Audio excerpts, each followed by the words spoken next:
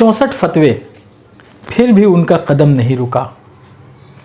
चंदा के बदले हाथों में जूते, मगर फिर भी उनका कदम नहीं रुका। रुखसार पर थूक के छींटे, मगर फिर भी उनका कदम नहीं रुका। जी हाँ, आज है योम विलादत सर सैयद अहमद ख़ान, जिसे जदीद तालीम का मसीहा माना जाता है।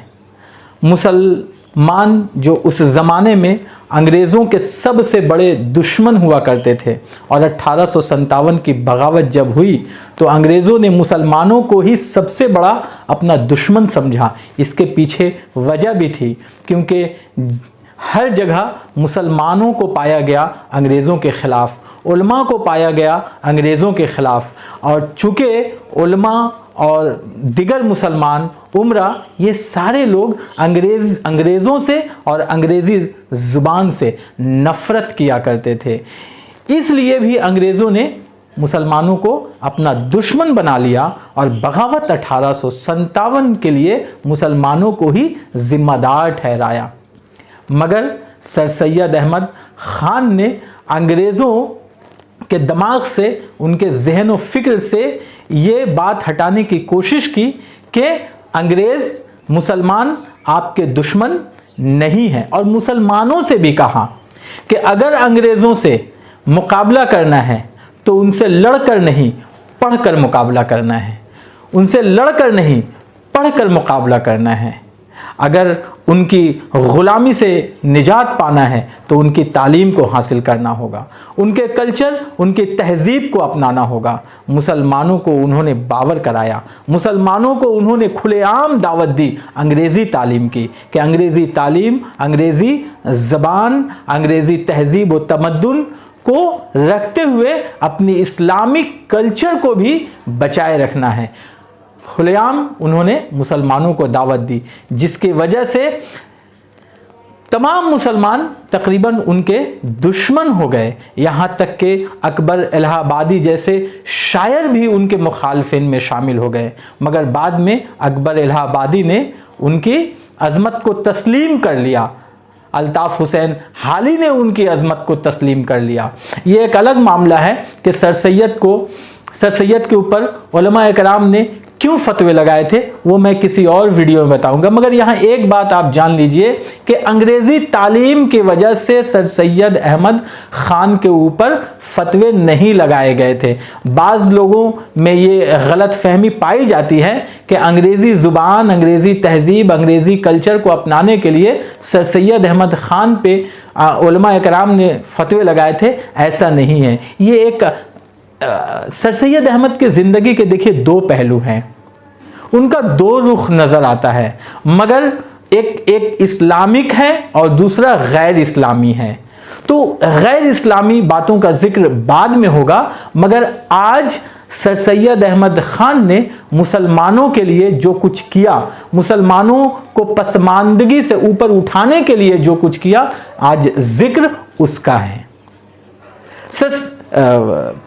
डिस्कवरी ऑफ इंडिया में जवाहरलाल नेहरू लिखते हैं कि मुसलमानों के यहाँ सर सैयद को वही मकाम हासिल है जो हिंदुओं के यहाँ राजा राम मोहन रॉय को हासिल है, जो हिंदुओं के यहाँ ईश्वर चंद्र विद्यासागर और विवेकानंद को हासिल है। जी हाँ, इन दानिश्वरों ने भी अपनी कौम के लिए, अपने लोगों के लिए अंग्रेज़ी तालीम को अपनाने के लिए कहा, और इन लोगों ने भी खुदा की वहदानियत को तस्लीम किया था। ठीक सर सैयद ने भी मुसलमानों में जो नए रसूमात आ गए थे, जो दकियानोसी की बातें हो रही थी, जो मुसलमान जो अंधी तकलीद के शिकार हो रहे थे, उनको मना किया। इसीलिए जवाहरलाल नेहरू ने इन्हें मुसलमानों का राजा राम करार दिया और विद्यासागर और स्वामी विवेकानंद करार दिया। जी हाँ, सर सैयद की अज़मत को हम भुला नहीं सकते। सर सैयद अहमद ख़ान ने इस कौम को बचाने के लिए मुसलमानों को पसमानदगी से ऊपर उठाने के लिए उन्होंने एंग्लो ओरिएंटल कॉलेज की बुनियाद डाली, जो बाद में अलीगढ़ मुस्लिम यूनिवर्सिटी के नाम से मशहूर हुआ, जिसमें आज हज़ारों लाखों के तादाद में तलबा इल्म से फैज़याब होते हैं, बड़ी बड़ी डिग्रियां लेकर निकलते हैं और बैनुल-अक़वामी सतह पर मुल्क व कौम का नाम रोशन करते हैं। जी हाँ, मगर आज मुसलमानों की जो हालत है, सचर कमेटी की रिपोर्ट में कहा गया था कि अलीगढ़ तर्ज की कम से कम हर जोन में, हर हिंदुस्तान के शुमाल, जुनूब, मशरिक और मगरिब हर तरफ एक यूनिवर्सिटी कम से कम उस तर्ज की अगर बन जाएगी, तब मुसलमानों की तालीमी जो पसमानदगी है वो दूर हो सकती है।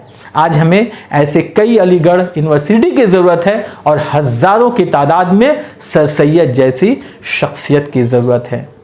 जी हाँ, आज मैं तमाम दानिश्वरों से, मुस्लिम तबका के रहनुमाओं से, इल्म दोस्त लोगों से अपील करता हूँ कि हमारे जो गरीब वालिदैन हैं, जो हमारे गरीब बच्चे और बच्चियाँ हैं, जो फीस की वजह से, किताबों की वजह से जो पढ़ नहीं पा रहे हैं, जो बढ़ नहीं पा रहे हैं, उनकी इमदाद के लिए आप आगे आइए।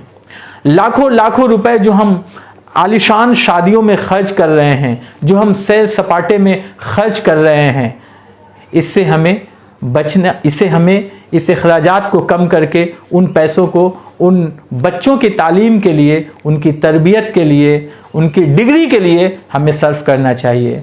देख लीजिए मुग़लिया सल्तनत में कितने तामीरात हुए, मगर उन तामीराती कामों से आज हमें क्या फ़ायदा पहुंच रहा? ताजमहल आज हमें क्या दे रहा? मोती बाग हमें क्या दे रहा? आज शालीमार बाग हमें क्या दे रहा? लाल किला से हमें आज क्या फ़ायदा हो रहा है? अब भी वक्त है, हम सबको मिल बैठकर सोचने की ज़रूरत है और तालीम के लिए हमें आगे बढ़ने की ज़रूरत है। सर सैयद अहमद ख़ान के यौम विलादत पर मैं ये पैगाम आप तमाम गार्जियन हजरात को देना चाहता हूँ।